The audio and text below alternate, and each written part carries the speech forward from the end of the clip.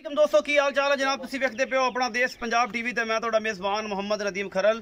अज भी तुहाडा वीर लैके हाज़र होया एक वीडियो और वीडियो ऐसी है कि जनाब असी परसों एक वीडियो पाई सी चाचा नियामत दी जिहदा 5,75,000 रुपये मुल्क कीता सी। मेरे दोस्त आए ने जनाब अटक तो उन्होंने जनाब मझां लईआं ने खरीद ये दो मझां लैके जा रहे हैं। एक तो मझ आलरेडी है इन्होंने जी 5,75 वाली है खड़ी मेरा कैमरामैन दिखाए था मझ का बच्चा सी सू पई है राती कट्टा दिता इन्हें तो जनाब वो बंदे आए ने उन्होंने पास करके तसलियां करके खुद चले गए ने और जनाब यह डाला मंगा लिया ये जनाब मौके से आए ने मौके से पैसे दे के गए ने पीछे कट्टा जी ले जाओ ये जनाब ते ओ जनाब मझ कैमरामैन दूरों ही विखा दो भाई जान ये जी दोनों मझां विक गई ने 7 लाख रुपए मालियत इन्हां दी एवें जी। हां जी एवें 7 लाख रुपए पूरा गिणिया जी मौके ते। ए दूसरी मैं जी 5 लाख दी या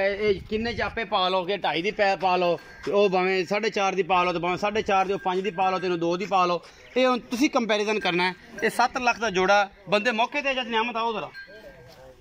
बंदे मौके ते आप चोइए ने पास कीती है कल रात आई रात पहुंचे ने सुबह तसलियां कीतियां ने करके लेके जा रहे हैं पैसे ले ले तेरे कोल है मैं तो होना आया लेट पहुंचा कि जनाब उन्होंने पहले सौदा करके आए तसली कीती बैठा डायरेक्ट तेरे को आगे ले गया 7 लाख रुपए दे विच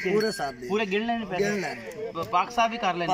अच्छा जी ये 7 लाख रुपए का जोड़ा जी अल्लाह दे सपोर्ट असीं अटक करन लग्या जी ये जा रहा है कैमरामैन जरा गड्डी नजर मरवा अपनी रानी नूं ये जनाब खरलां दी शहजादी है जनाब ये जा रही है असीं बेहद मशकूर राय नसीर अहमद साहब दे राय मुनीर अहमद साहब दे जनाब वो साडे ते मेहरबानी करदे ने ते ए जनाब जा रही है गड्डी जनाब 7867 LES 18 मॉडल है ये जनाब शजोर ये अल्लाह दे सपोर्ट करन लगे जी। उम्मीद है अज वाली वीडियो बेहद लाजवाब लगेगी। अपना बहुत सारा ख्याल रखिया जी। पाकिस्तान जिंदाबाद अल्लाह ने